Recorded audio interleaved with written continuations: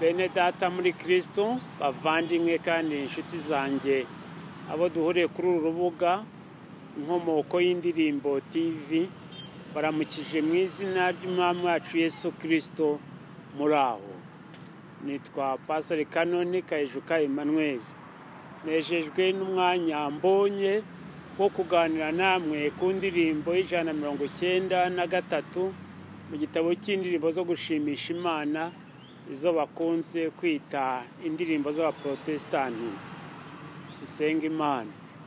Mana yacu, turagushimira cyane igihe wageneye buri muntu wese waremye, nanjye n'abarimo kunyumva. Turagusaba ngo igihe uduhaye cyo kumva iby'indirimbo tugikoreshe neza, twumva iki tubwiye muri yo, kandi ibyo utubwiye tubishyire mu bikorwa mu buryo bushima. Tubisabye mu izina rya Yesu Kristo Umwami kandi Umukiza wacu. Amina.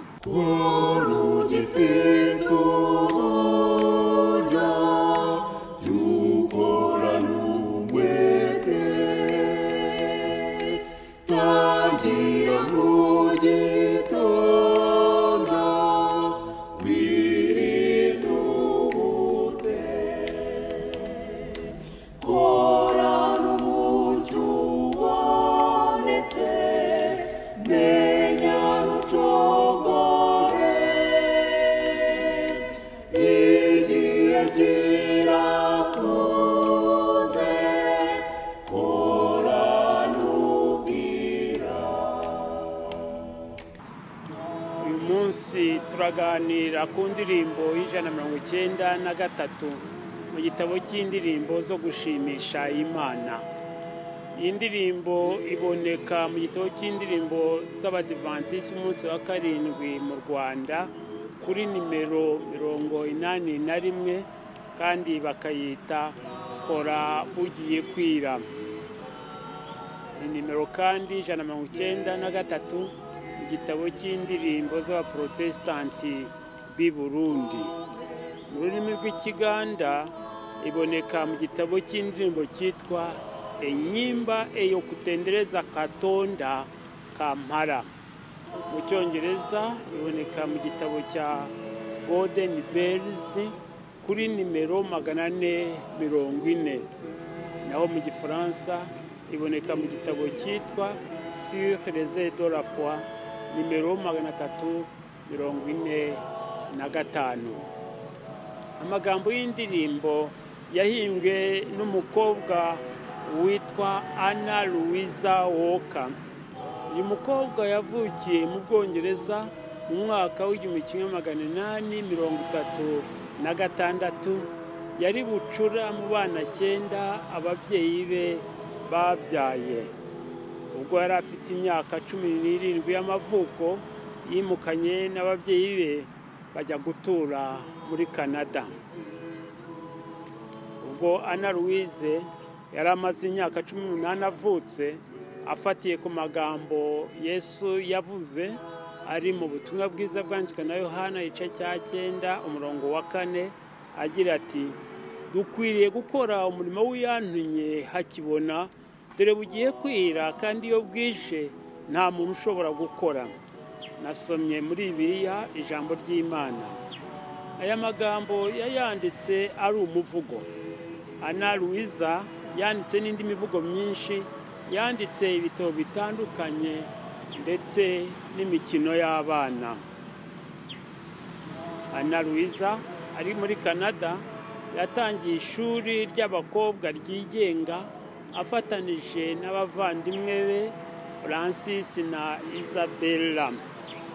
Abavandimwe baje kwitaba Imana, maze bituma rya shuri ridakomeza gukora. Nyuma y'imyaka mike ryari rimaze ritangiye. Uyu muvugo Anna Louisa yanditse bawohereje mu icapiro ry'ibinyamakuru muri Canada, nawo utangazwa mu kinyamakuru. Waje kuvanwamo indirimbo. Ijwi ry'iyo ndirimbo ryahimbwe n'uwitwa Ayira Disanke mu mwaka w'1864. uyu Sanke yabayeho hagati y'umwaka w'igihumbi kimwe magana arindwi mirongo icyenda na kabiri yitaba Imana mu mwaka w'igihumbi kimwe magana inani mirongo irindwi na kabiri. Anna Louisa yaje gusubira mu Bwongereza, ababyeyi be bombi bava mu mubiri bakigera mu Bwongereza. Anna Louisa yarongowe na Cogihill ariko nta mwana bashoboye kubyara. Nawe ubwe yatabarutse ari mu Bwongereza ari ahitwa Bath ku itariki ya 7 z'ukwezi kwa 7 mu mwaka w'igihumbi kimwe magana inani mirongo urwenda na karindwi, amaze imyaka 61 y'amavuko. Igice cya mbere cy'iyo ndirimbo kiravuga ngo kora ugifite uburyo, jya ukora n'umwete, tangira mu gitondo wirinde ubute, kora n'umucyo ubonetse, menya ukore neza, igihe kirakuze, kora n'ubwira. Igice cya kabiri kiravuga ngo kora izuba rirashe, ntugahweme rwose, imirimo nishira uzaruhuka, kandi iyo ufite imbaraga menya ukore neza, komeza uwo muhati, mara imirimo. Igice cya gatatu kiravuga ngo kora bugiye kwira, umunsi urakuze, wiyongeremo umwete, kora n'ingoga, ni ku kirengarenga ubu amajwi yatuje, mwene Imana ujye ukora dore burije. Amagambo aheruka igice cya mbere aravuga ngo kora n'ubwira, aheruka igice cya kabiri ngo mara imirimo, aheruka igice cya nyuma ngo dore burije. Nk'uko Yesu yavuze rero, tugomba gukora igihe kikiriho, gutarira, kuko iyo bwije hatabona nta muntu ubasha kugira icyo akora. Dukwiye gukora imirimo tukiriho, kuko iyo umuntu amaze gupfa ntacyo aba akibashe kongera gukora. Imigambi yo yose ibirangiye, ibyo atakoze nyine aba atarabikoze. Kudakora ibyo ushinzwe byose ukiriho ni ukwibeshya cyane. Muri ubu buzima bwo ku isi tugomba gukora ibyo dushinzwe tukiriho, kandi tukabikora tugira ngo tubirangize, ndetse n'iby'ubuzima buzaza nabyo tubikora tukiriho, tugihumeka. Kwibwira ko ibyo utabasha kurangiza ukiriho hariho abandi bantu bazabikurangiriza waramaze gupfa, ni ukwishuka cyane. Umuntu ategura iby'agakiza ke akiri mu buzima. Gutegura iby'agakiza kandi bigomba kuba umurimo w'ibanze buri wese agomba gukora hakiri kare, umuntu akiriho akibasha kwihitiramo. Hari abishuka bakibwira ko ababo bazabarangiriza ibyabo batashoboye kurangiza bakiriho. Yego, hari imishinga imwe y'iterambere ryo kuri iyi si umuntu afata arangije, maze abagize umuryango we cyangwa inshuti ze bakaba bashobora kubirangiza iyo batabirwaniyemo. Nyamara ibyerekeye agakiza ko bikorwa n'umuntu ku giti cye. Ijambo ry'Imana muri Ezekiyeli igice cya 12 umurongo wa 20 rirabisobanura neza cyane, rigira riti nubwo Nowa na Daniyeli na Yobu baba muri icyo gihugu, ntibashobora gukiza abahungu babo cyangwa abakobwa babo, ahubwo nibo ubwabo barokoka babikesha ubutungane bwabo. Uko niko Nyagasani uhoraho avuze. Nasomye muri ririya ijambo ry'Imana. Dukwiriye kumenya gukoresha igihe cyacu neza, kuko igihe cyahise kitagaruka.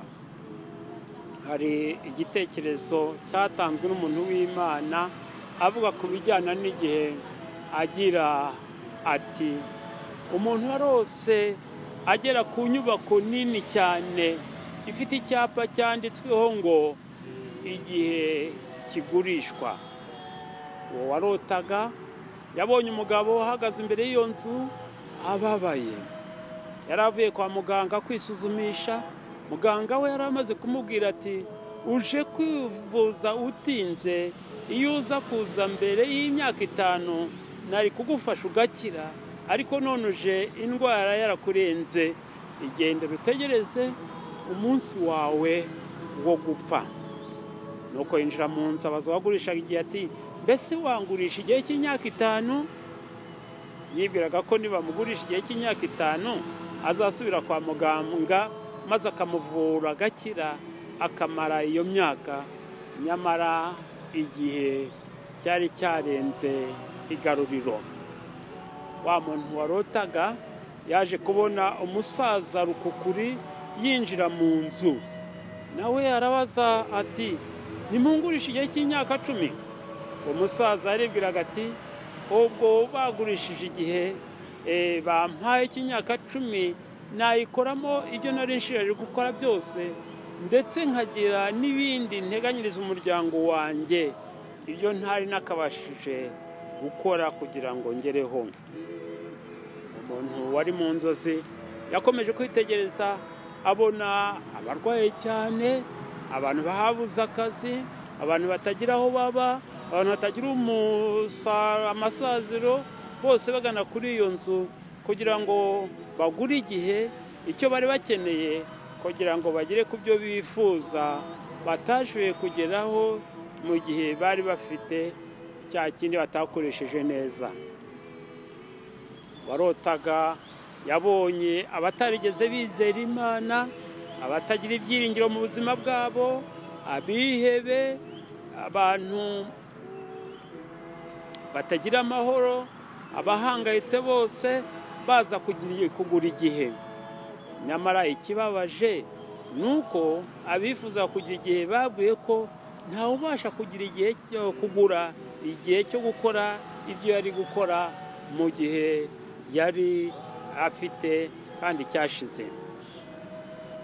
No mu gakiza uzi ko birivuga ko igihe kizagera maze ukiranirwa agumye akiranirwe, uwanduye mu mutima agumye yandure, umukiranutsi agumye akiranuke, uwera agumye yezwe. Twabisomye mu Byahishuwe igice cya 22 umurongo wa 11. Vandimwe nawe mushiki wanjye uteze amatwi Inkomoko y'Indirimbo TV, ndahanya ko igihe cyahise ntikigaruka. Wowe nanjye dukwiriye gusaba Imana ngo ide gukoresha neza iki gihe cyacu dufite ubu. Niba utaregurira Imana, iki ni cyo gihe cyo kwakira Yesu nk'umwami n'umukiza wawe. Niba hari icyaha wakoze cyangwa se icyaha cyakubase, igihe cyo kukihana ni igihe ugihumeka. Niba utarihana kuwo wahemukiye cyangwa ngo ubabarire uwaguhemukiye, iki ni cyo gihe cyo kubikora ukiri muzima. Igihe dufite kirabazwe kandi kigira iherezo uko cyareshya kose. Umuntu Bibiliya itubwira wamaze imyaka myinshi cyane ni Metusela, wamaze imyaka 969, nyamara yarapfuye. Natwe buri muntu afite amasaha 24 ku munsi, akagira iminota 1840 ku munsi. Ufashe iminota nka 30 buri munsi, imwe muri ya yindi ujya upfusha ubusa, ukayigenera ikintu gishya utaruzi maze ukakiga, iyo minota 30 yakugirira akamaro kanini cyane.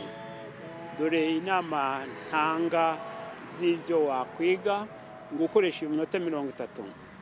Icyambere, wakoresha iminota 30 usoma Bibiliya yose kuko byakugirira akamaro mu bukristo bwawe. Icyakabiri, mu nama ntanga wakwiga ururimi utazi nk'Icyongereza, ukaba wakwiga gutwara imodoka, ukaba wakwiga gukoresha mudasobwa. Urabizi ko ibyo bintu bitatu umuntu ubizi arashobora kubura akazi muri iki gihugu cyacu. Ikintu cya gatatu mu nama ntanga ni ukugira ikintu usengera ushishikaye, cyangwa se ukaba wakwegera abantu b'inararibonye mukaganira wabigiraho byinshi. Inama ya kabiri natanga, ushobora kwiga umwuga uyu n'uyu nko kudoda, gukora amazi, gukora amashanyarazi, guhinga n'ibindi. Iyo ni imwe mu mirimo twita imirimo ya gifundi, kandi biravugwa ngo umwana w'umufundi arabwirirwa ariko ntabwo aburara. Ana Louisa wahimbye iyi ndirimbo aratanga inama nziza ko tukiri bazima dukwiriye gukoresha igihe cyacu neza. Salomo mu gitabo cy'umubwiriza icyo cya 9 umurongo wa 10 aratanga inama agira ati, umurimo wawe wose werekejeho amaboko yawe uwukorane umwete, kuko ikuzimu aho uzajya nta mirimo nta n'imigambi uzahabona, haba no kumenya cyangwa ubwenge. Bararikiye kwifatanya nanjye gushimira Imana igihe dufite ubu, kandi twifatanye kugira ngo tuyisabe kudushoboza kugikoresha neza, kugira ngo Imana ihabwe icyubahiro kikwiriye, kandi amahoro aturutse ku musaruro mwiza tuvana mu gukoresha neza igihe Imana yaduhaye, ayo mahoro atwarire muri twebwe. Dusenge Imana. Mana yacu, tubabarira igihe cyose twagiye dupfusha ubusa ntacyo dukora cyangwa dukora ibitari ngombwa. Dufashe kuva mu biturangaza byose bituma igihe cyacu tugikoresha nabi. Tubisanye mu izina rya Yesu Kristo umwami n'umukiza wacu. Amina. Imana duhane imigisha yayo. Murakoze.